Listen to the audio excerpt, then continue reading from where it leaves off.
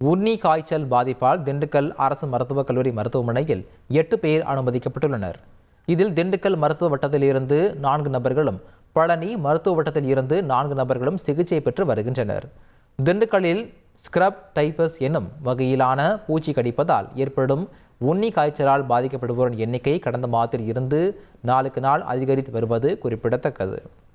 மாநிலம் முழுவதும் பரவி வரும் ஸ்கிரப் டைபஸ் எனப்படும் உண்ணி காய்ச்சலை கட்டுப்படுத்த அரசு உரிய நடவடிக்கை எடுக்க வேண்டும் என எதிர்க்கட்சித் தலைவர் எடப்பாடி பழனிசாமி வலியுறுத்தியுள்ளார். இதுகுறித்து சமூக வலைதளத்தில் பதிவிட்ட அவர், பரவி வரும் இத்தொற்று பரவலை தடுக்கவும், இத்தொற்றால் பாதிக்கப்படுவோருக்கு உரிய மருத்துவ சிகிச்சை அளிக்கவும் நடவடிக்கைகள் எடுப்பதுடன் இத்தொற்றிற்கான மருந்துகள் உரிய அளவில் இருப்பு உள்ளதை உறுதி செய்யுமாறு தமிழக அரசை வலியுறுத்துவதாக குறிப்பிட்டுள்ளார். செய்திகளை உடனுக்குடன் தெரிந்து கொள்ள உடனே சப்ஸ்கிரைப் பண்ணுங்க.